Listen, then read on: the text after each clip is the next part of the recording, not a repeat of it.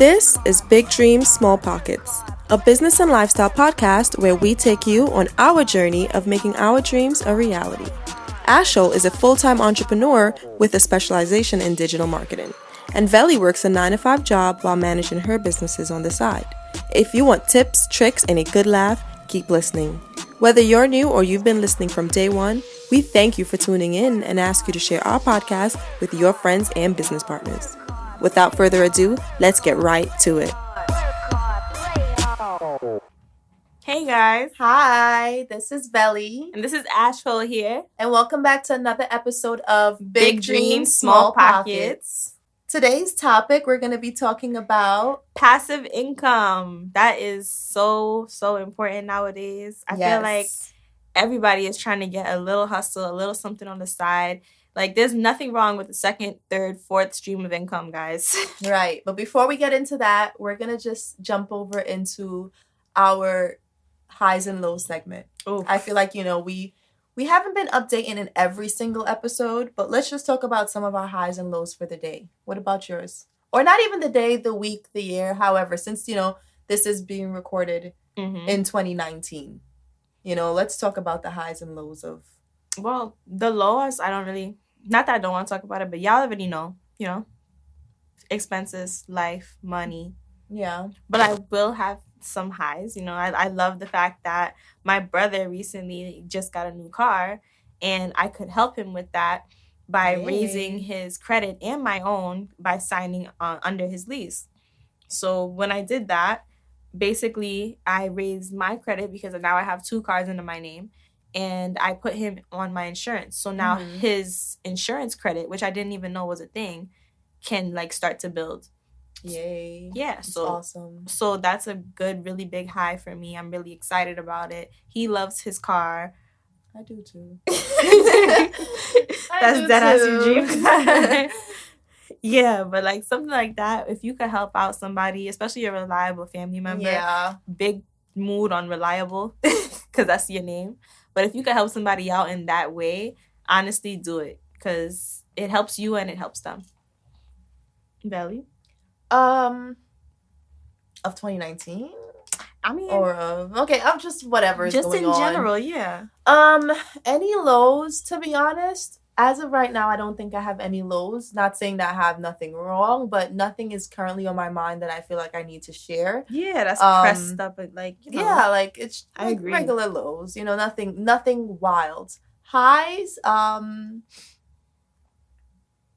Wow. I mean, I was okay with not having lows, but damn, I feel like I should have at least one high. You have a high. You're just not thinking about it. Yeah, I'm really not. I just, my high is just how I'm feeling. I feel like as the year progresses, my mental state gets better. I feel like my health is improving. I feel like that's I'm always just good. Becoming a little bit more happier day by day. Have you been doing anything different with your health? Not really, to be honest. Only thing not really. It's just more of just, yeah.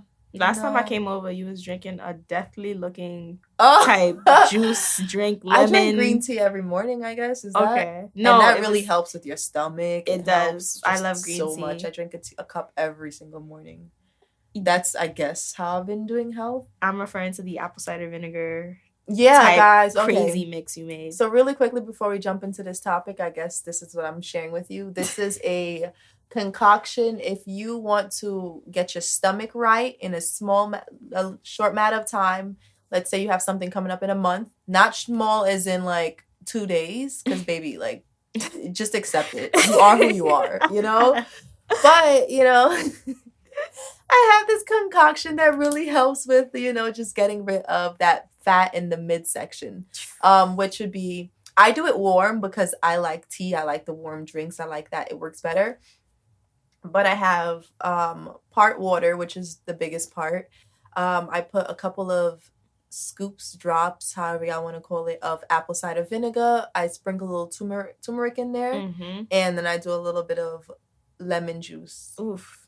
She was trying to give me some of that, y'all. And I put honey in it to sweeten it. Oof. But honestly, when I was drinking that, even when I was doing it on a regular basis, I was really seeing a difference. Okay. And turmeric is really good for your skin. Overall, and your hair. Yeah, it's good for everything. it was doing me well, you Okay. know? But yeah, let's get into the actual topic of today's episode. Okay, well, guys, y'all already know the end goal for me is to be a stay-at-home mom. Like, I am not for this work shit. It's not for me. It's ghetto. But I Wow. feel like it is. But I feel like you know, there's certain steps to getting that way. Yeah. I have to work hard now in order to be that way later. Yeah. So right now, what I'm working towards is having self-sufficient businesses. Right. Other words, passive income. And there's a big difference between like passive income and active income and things of that nature. Let's give them the definition. We don't have to give them the book by book definition, but for those who do not know the difference between passive and active, or those who have questions, we are here to answer those questions. Yeah. So how would you define active income? I would say active income is something that you're like getting up every day to do. Like you are I agree. up. I wake up at like 7:30. I know I have to do this, and this every single day, or however long you want to do it, bi-weekly, weekly, something like that. Yeah. I would say is active income. Where you have to work to maintain the income. Yeah. You know, it's not just something you close your eyes. And it's being done. Yeah, it's already set in place for you. It can get passive. Yeah. And we'll get into that a little bit more on how. Yeah. And passive income, which is pretty much the opposite of active income. It can start as active, like we just mentioned, and then turn into passive. But the whole idea of passive is you not having to do as much work to maintain, right? You know, that income to a lot. You go either to minimal to no work, you know. No work at all. Yeah. The goal is to have to not do anything. Yeah. However, passive income is defined as anything that requires minimal work. So if you don't have to actively work on it every day, even if you have to like just check on it once a week, that is still considered passive income because you're not putting a 9 to 5 hours into the attaining the income. So that's really the clear cut difference. They do kind of leak over into the other side. Yeah, they share a lot of qualities and stuff like that, but I feel like there's a lot of misconception with like something being passive and like, oh yeah, like e-commerce. Like a lot of people say that e-commerce is a passive income. So, something like e-commerce, yeah, I guess you make money in your sleep, of course, because it's very simple, supply demand. I supply the demand. That's fine. But if you think that it's something that you could close your eyes, go to sleep, and forget about, you have another thing coming. Like e-commerce, it can get self-sufficient only if you work to it and work hard enough at it. Like you need someone constantly keeping up with product research, constantly keeping up with certain things that make sure your business runs fluidly. Like you got to have emails on deck. You got to make sure that you're getting a client list. Like it just makes more sense when the e-commerce is active as opposed to passive at first. Yeah. And before I kind of get in more into that, I do want to give a quick just pause and remind everyone that there is nothing wrong with either way. You know? Nope. There's nothing wrong with being a person who gains their income actively versus someone who gains their income passively. Yep. An example of an active income can be a doctor. Yep. A doctor, has to do their job. They have to either perform surgery, see their patients. If they don't, they're not making any money. So yeah, they're rich, but they're actively working for that, income. Bus driver. Yeah, all of those. However, things like that. We need it, honestly. It's not even something where it's like passive and active, like one is better than the other. No, not at all. We need both. Yeah. Like it's just important. It's just whatever someone else's preference is. Yeah, definitely. And I think with a lot of people, they tend to do both at the same time. Especially in New York. Juggle the active and the passive until their passive is enough. Yep. That they don't have to rely on their active. Yeah. So like we said, they kind of go hand in hand. They share a lot of similarities, and no one is better than the other based on the person, because if you are happy getting up every day or every other day or how often enough, doing something you love, you're not being shamed because it is active because it's active income. Right. It's both awesome, okay? But today, we just have to drop that disclosure in there. Yeah, today we're really going to focus a little bit more on the passive income. And for me, I think with passive income, a lot of people forget that you have to actively work on it for it to become passive. Yep. I think a lot of people just want to just attain the benefits of passive income before putting in the work. It just like with anything, you have to do the work to get the benefits. And with passive income, a lot of the businesses requires you to start from the ground up. Yep. With the e-commerce, like she was saying, for example, like just I was thinking of the e-commerce as in my sister. Yeah. Before she got it self-sufficient, she was working on it. Putting in hours. Hours upon hours. But then she realized with more money, more success, she could outsource. Yeah. She could find her revenues and separate her dividends, separate all these different things that she has to make it so that that is passive income. Yeah. Something that she can just make money in her sleep, not really watch it or worry about it. Yeah. But if you don't have those resources as yet, it's not going to be that way for you. Yeah, I agree. I definitely agree. I want to give some examples of passive income.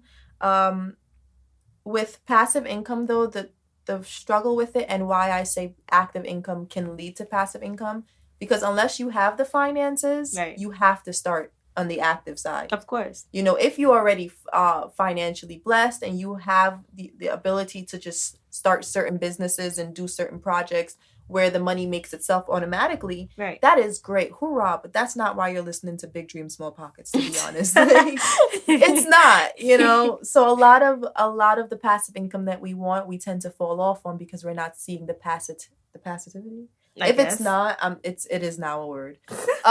You're not seeing the benefits of, you know, the term passive income, and that's just how the world works. You're just gonna have to put in the work. But right. I wanted to read a couple of examples of passive incomes, and we're just going to touch on some of them, how we feel about them. Are they really passive? Are they really active? So yeah, the first one I have is dividend paying stocks and other investments. Mm-hmm. So right now I am currently working and learning more about trading. Yeah. Not, you know, my toes are in there. I'm not fully in there. You know, I'm now starting to trade real money. I'm now starting You're to doing look the practice ones. Well, no, now I'm like, I actually put in money. Oh, you okay? Whatever I lose is me. Okay. It's all me. And I've accepted that money is gone. Like, no, that's okay. Yeah, no, I've accepted that money is gone. So if I do lose it or if I do make it up, it's great. But I'm not, you know, going to be upset if I lose that money. Okay. It is what it is. I've let it go, you know?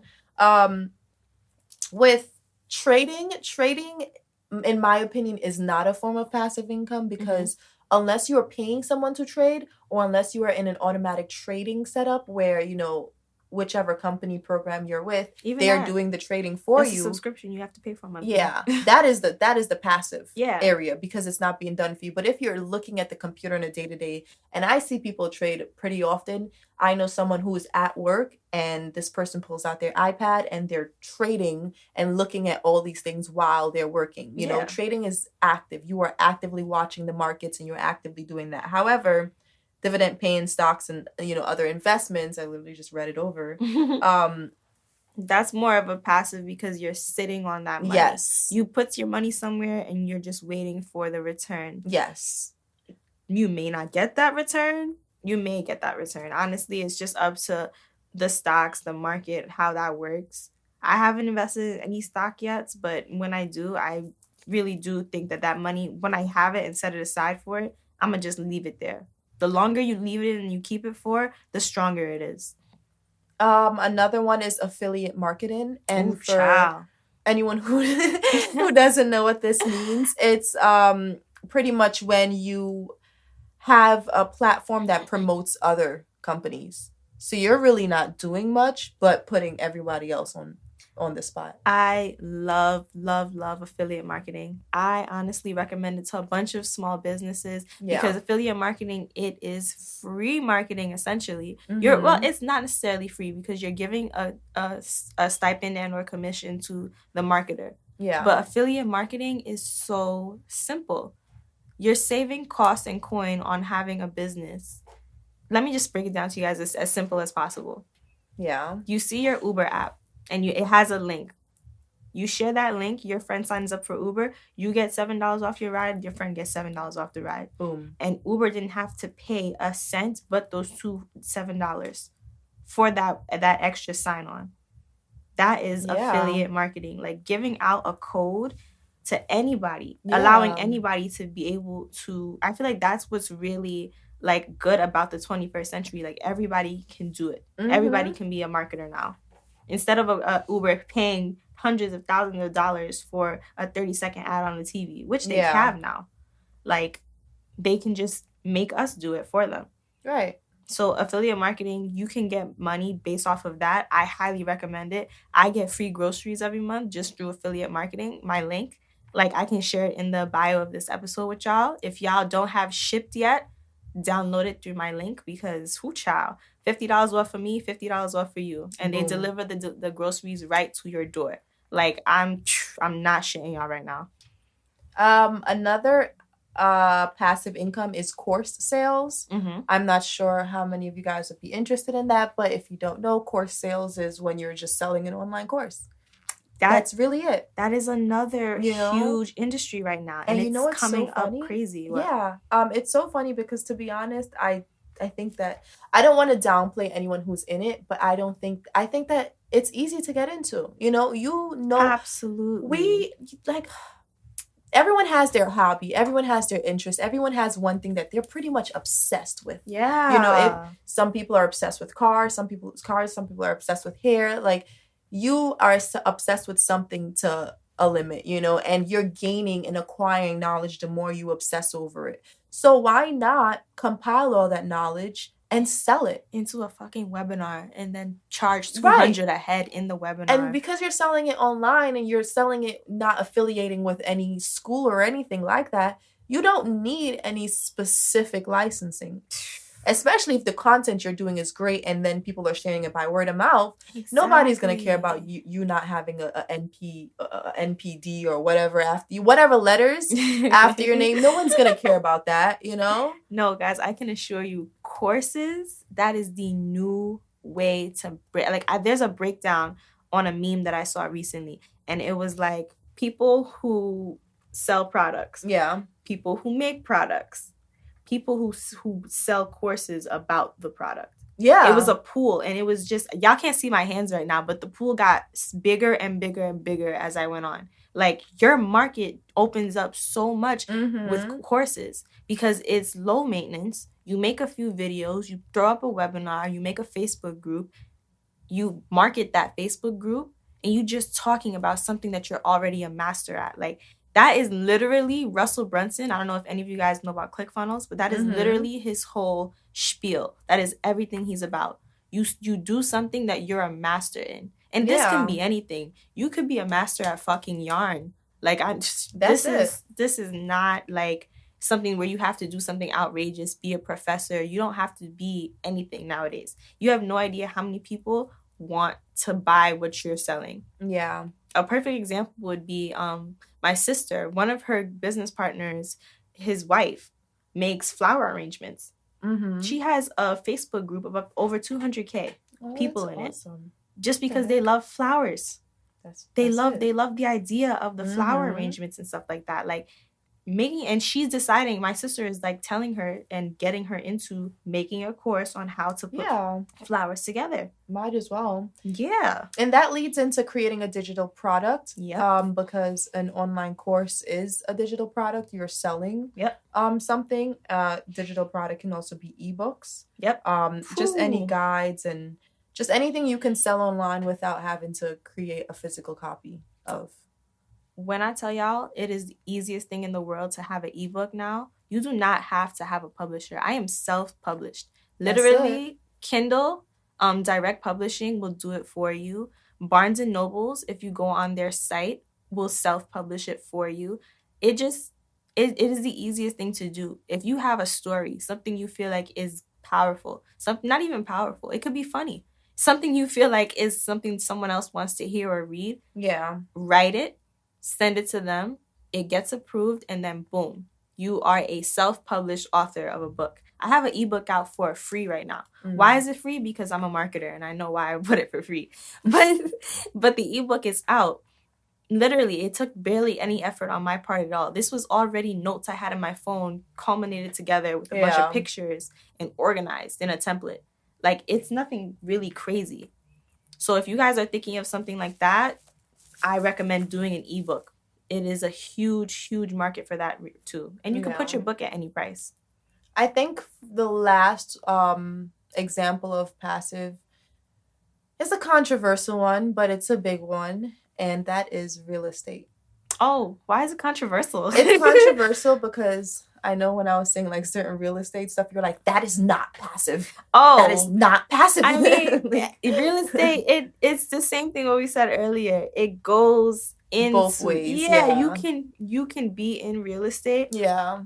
And have it be passive for you, but it comes with a lot of active stuff on your part. So, like, for example, Airbnb is a form of passive income. That's not necessarily passive unless you have an awesome property manager. Yeah. If you don't find a property manager that is safe, trustworthy, and reliable, it's a dub for you and passive income. Right. You got to be talking to that client. You got to make sure you are delved into the cleaning of the area constantly, restocking all the materials that are supposed to be in the Airbnb, checking with the safety codes with the building managers, all those things that you could just outsource to a property manager.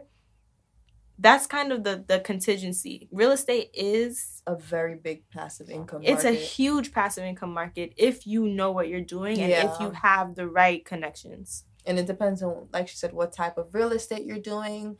Because if you're flipping houses and you are the flipper, you're doing a lot of work to get active. That income.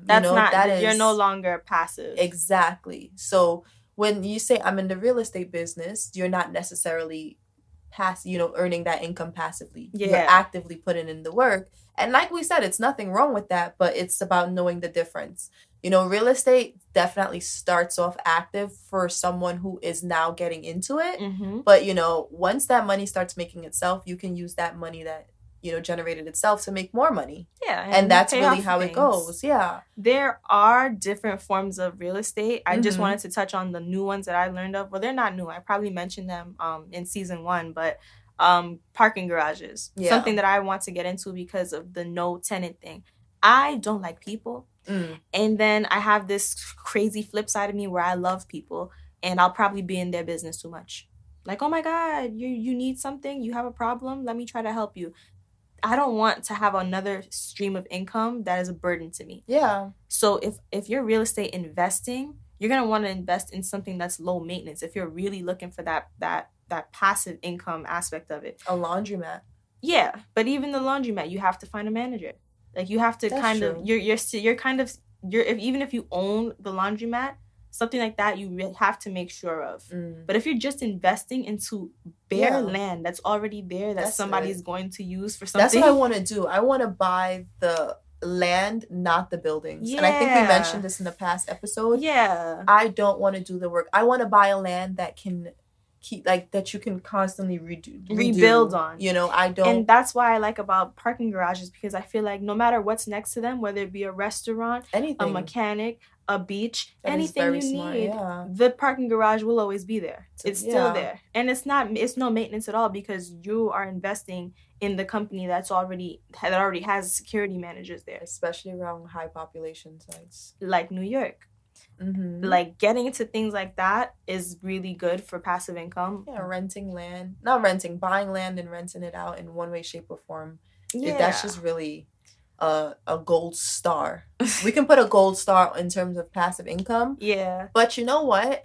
I gotta remind us that we are still in the small pockets phase. So let's... Yeah, exactly. Let's see if we can brainstorm. And this, guys, I'm doing off the top of my head. Let's see if we can brainstorm a passive income that, requires smaller pockets. I would say blogging. Boom. Blogging is passive income, and it takes minimal to no effort at all, and little to no money at all. You make a site. Actually, you don't even have to make a site, because Tumblr technically is a blog site. It started off as a social media blog page. That is really what it is. So you make a blog, you actively post on that blog, and then boom, people start hitting you up to post things for them, to do things for them, to shout them out, to do, and that's how some of the bloggers get a lot of their money. People are actually contacting them to advertise their stuff because of their following. Here's a business idea, and it goes back on what we were discussing with affiliate marketing. A business idea is becoming a person who connects the other person. Why don't you just do that? Yeah. Why don't you start at creating a site and then going around and talking to a lot of people, hey, this site is about posting all the best food spots. Yep. You know, so now people are paying you to get somewhere high on the list. You know, create your own Yelp, but condense it. A lot of the times we try to think about the next big idea, and the next big idea is something so small and simple. Just find one thing to focus in and focus on, and like that it really is what's going to take you out of this world, to be honest. That's essentially what the influencer, not the person influencer thing, but that's essentially what the influencer thing is. Like, you deciding, okay, I have this huge following. I'm going to let people come to me about these things and give me money to post about it. Yeah, like think about it. Guns. Yep. How many people around you are immediately interested in guns? Yep. Probably not a lot. However, how many people in America versus how many people in the world are interested in guns? It may not seem like a big, a high yielding topic, you know, in terms of generating income. But when you look at it in the grand scheme of things, you're not the only person in the world who likes guns. Exactly. And if you create something to specify, like if you create something, like it's great to have a site that does it all, but it's also great to have a site for one specific use. You ever been on a site and it's just so stressful? Or like you go to a restaurant and they have American, they have Chinese, they got Mexican. Like you got the whole world on your menu. I don't know what to order. And you now you don't want it. And now it's watered down on top of it, you know? Exactly. Nothing is ever great. So finding something specifically, find one thing and hone it. Yeah. That really, like, no matter how you work on it, just spin it in a way that you can get that income. And like I said, if you ever feel like, oh, no one's going to be interested, no one's going to, you know, want to do that, my friends don't even like that, I'm going to tell you something once again. We are not unique. Yeah. There is 7 billion of us. You think that you are the only person in the world who likes that? No. I'm going to tell you right now. Let me pop the bubble for you. That was your bubble being popped. I hope you guys heard that. You know, like, so people will be interested. Just be consistent. And that, I guess, is my tip for that. Be consistent with whatever you want to do. Passive income doesn't become passive without consistency. You got to work on it. Unless you already have the finances, which, like I said, if you're listening to this, maybe not. You might not. We have a lot of people listening to this with different incomes, you know. However, for the majority of people who are listening to connect with us, you are going to need to be consistent in order to turn that active income into a passive one. And that's just, in my opinion, the bottom line of passive income. I would say my tip is to get a VA. A lot of people don't think that they can afford an assistant because, you know, it's crazy, it's too expensive. You spend $25 a week on less important things. You know it. Wendy's. You know it. A virtual assistant is inexpensive, especially the ones that are out of the country. Like, and, you know, honestly, I felt bad at first, but when I converted the money and saw how much they're actually getting paid, I was like, oh, okay, they get fair wages. Okay. You know, and so you can get on someone's table. Exactly. I'm helping somebody else out with their second stream of income. Boom. But getting a virtual assistant and doing anything small business wise, even like actual regular life, you can use a virtual assistant. Yeah. Get one, like maybe one from a Facebook group in the Philippines, maybe from Fiverr, like maybe from any kind of platform, Upwork or YouWork or whatever that thing is called. Yeah, Upwork. Yeah, like you can literally hire somebody to start up your passive income, like the blogs or the e-commerce or anything that you feel like you want to start and get into. You know exactly what you want, but you need help and someone with time to actually execute these plans. Get a virtual assistant if you're trying to really get this passive income together. You teach them everything that you know, and then boom, now your whole entire business is self-sufficient. Just like that. Yep. In the span of a podcast. I can't. I'm done. I'm done. Alrighty, guys. Thank you so much. If you guys have any questions, comments, or concerns regarding anything that we said, you can definitely message us or email us and let us know how you feel about things that were mentioned. If we say anything that's ever incorrect, please check us. Please do. That's how we're gonna learn. We are still very young to this. Like, we really don't know. We don't know a lot. So please, like, don't be afraid to check us, because we are making this podcast and giving out this content because this is what we've learned up till now. We have so much more to go, so far to go. So let us know what other things you want to hear, stuff like that. I agree. If you like the where we're headed with the podcast, if you're excited, if you have any ideas, suggestions, listen, just talk to us. Yep. If you want to say that was a great episode, please do. That will put a smile on our faces. Oh yeah, guys, leave reviews, especially on Apple Podcasts and stuff like that. That's the way our shows can get more pings, maybe get more advertisements. Leave reviews, okay? We trying to be passive, and we're trying to get that passive income here. And Anchor, shout out to Anchor, which is a free posting site. I'm sorry, not site, app. Yeah. That constantly lets you upload podcast episodes for free. They even give you little music if you'd like. They allow you to advertise. You can get paid right through the app. So check them out. Anchor is an awesome app. Yeah, I think that's pretty much it for today's episode. Yeah, thank you guys so much for listening. Stay tuned for more. Bye, guys.